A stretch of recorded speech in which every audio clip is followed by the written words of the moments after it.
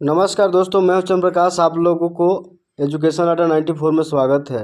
दोस्तों, उपायुक्त पलामू की अध्यक्षता में जिला चौकीदार बहाली का स्थापना समिति का बैठक किया गया। उसमें कार्यवाही बैठक किया गया, पंजी में दर्ज किया गया, उपस्थिति और इसके बारे में बताया गया।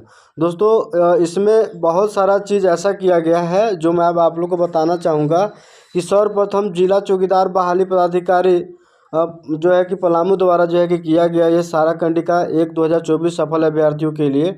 इसमें कुछ विद्यार्थी का जो है कि दौड़ में दूसरे व्यक्ति को जो है कि पाया गया, वीडियो में जो है कि ज्ञापन हुआ। और ये सारा चीज़ जो है कि लगभग 10 विद्यार्थी कैसे रहे। लेकिन यहाँ पर देखिए, जो अनुपस्थिति में थे वो सुरेंद्र उरांव जो है कि यहाँ पर दिखा रहा है चंदेश्वर उरांव, उनके पिताजी का नाम है, रोल नंबर बताया जा रहा है। इसी तरह से और भी बताया जा रहा है। तो जैसा भी ये रद्द हुआ है, जिसका रद्द हुआ है, उनका निर्णय लिया गया कि उन्हें फिर से यहाँ पर मान नहीं दिया जाएगा। और 10 जो है कि वापस लौटने 10 अभ्यर्थी को रद्द सब कुछ जो है कि यहाँ पर कर दिया गया, जिसमें से ये सारा चीज़ यहाँ पर दिया गया है। और कुछ लोगों को जो है कि फिर से लिया गया है। दोस्तों, मैं आप लोग को एक बात यहाँ पर रिजल्ट दिखाना चाहूँगा कि देखिए, सारा रिजल्ट जो है कि आ चुका है। और टोटल 155 पद पर बहालियाँ थी इसमें, लेकिन अभी 124 का ही रिजल्ट आया हुआ है। तो दोस्तों, क्या यहाँ पे सेकेंड लिस्ट आने की संभावना है, या आना चाहिए या नहीं आना चाहिए?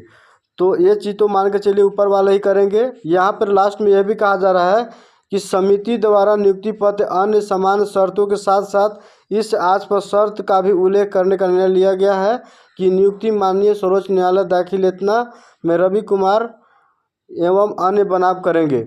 लेकिन दोस्तों, हुआ क्या है कि आपका बीट संख्या यहाँ पर बताया गया था चौकीदार बहाली में कि जो बीट में आएगा उसी कैंडिडेट को लिया जाएगा। वहाँ पर कैंडिडेट नहीं रहने के बाद जो है कि दूसरे जगह के लोगों को जो है कि भरा जाएगा। लेकिन यहाँ पर एक बार रिजल्ट आया और भी अभ्यर्थी उस बीट में थे, उनका रिजल्ट घोषित नहीं किया गया।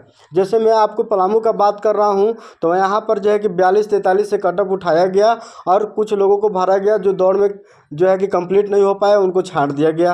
कुछ का जो है कि पेंडिंग रहा।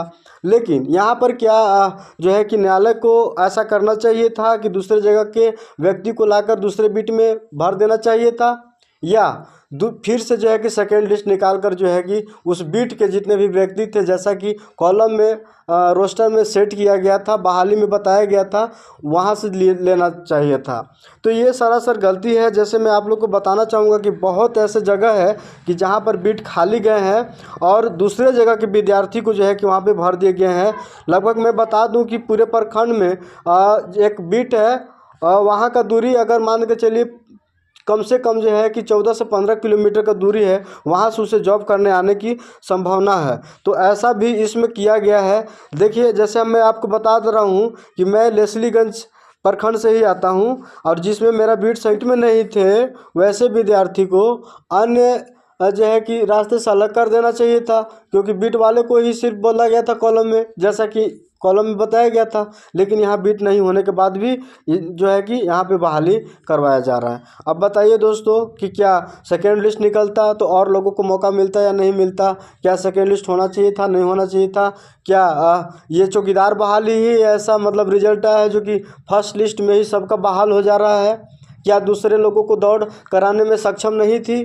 क्या मैं जो है कि मैं उपायुक्त से यह बात मांग कर सकता हूं कि आप लोग जो है कि इस बात को मानने को तैयार हैं कि सेकेंड लिस्ट नहीं आना चाहिए था, दूसरे को मौका नहीं मिलना चाहिए था?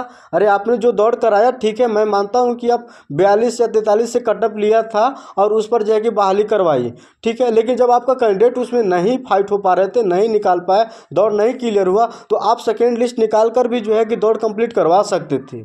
मेरा मानना है, मैं किसी तरह का आप पर प्रत्यारोप आरोप नहीं लगा रहा हूं, लेकिन ये चीज़ होना चाहिए था जो नहीं दिखाई दे रहा है। और यह छात्रों के साथ जो है कि थोड़ा सा अन्याय हुआ है, छात्रों के हक में ये बात नहीं हुई है।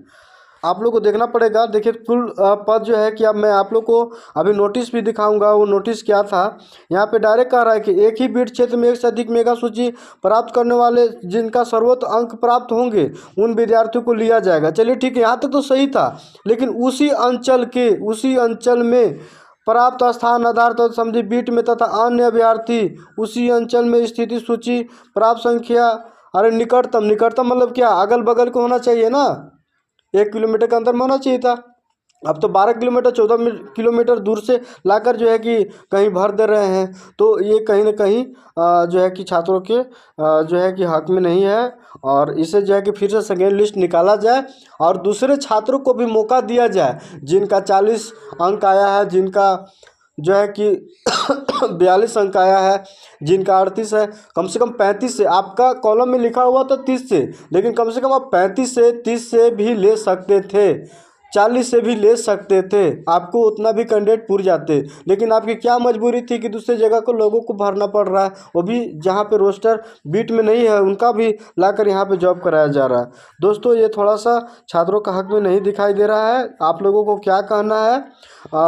मैं उपायुक्त महोदय से भी हम मांग करूँगा कि सेकेंड लिस्ट निकाला जाए, उसके बाद ही जो है कि इन लोग का रिजल्ट घोषित किया जाए। देखिए मैं अभी आप लोग को जो लिस्ट आया था वैकेंसी के समय, वो ज्ञापन को मैं आप लोग को ये बहाली देखिए, आप देख लीजिए। जहाँ पर लेस्लीगंज में बता रहा है कि 1-2 इतना जो है कि रोस्टर था।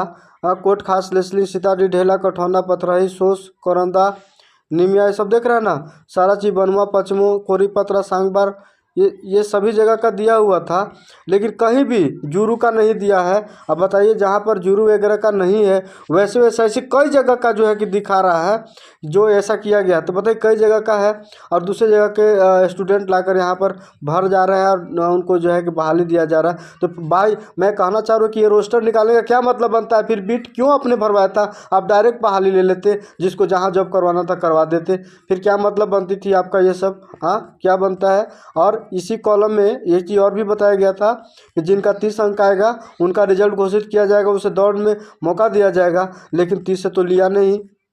बताइए, यहाँ पर बहुत सारा चीज़ हुआ है। लोगों को स्पीड पोस्ट में 100 रुपया 200 रुपया जो लगा था, ये क्या कमाने का जरिया था आप लोगों का? मैं कह सकता हूँ कि छात्रों के साथ क्या हुआ है, 100-200 रुपया कमाने का जरिया था। हाँ देखिए, मैं किसी का विरोध नहीं कर रहा हूँ, मैं पर्सनली किसी को नहीं बोल रहा हूँ भाई, कोई नहीं भी मानेंगे। देखिए बोला था कि 50 अंक लिए जाएंगे, उसमें न्यूनतम 30 अंक प्राप्त करने वाले सफल उम्मीदवार को 1/3 की संख्या में तैयार किया जाएगा। तो ठीक है भैया, आपने 1/3 की संख्या में तैयार किया, अगर उसमें नहीं निकला तो क्या आप सेकेंड लिस्ट निकालने के लिए एलिजिबल नहीं थे? क्या आप लोगों को कहना है? अपने बातों को कमेंट में हमें राय देंगे और मैं आपके बातों को जो है कि आगे तक पहुंचाने का काम करूंगा। और मैं उपायुक्त महोदय पलामू डीसी से भी आग्रह करूंगा कि आप सेकेंड लिस्ट निकालें और जिस बिट में जो अभ्यर्थी है सेकेंड लिस्ट में ले और उन्हें भरने का प्रयास करें।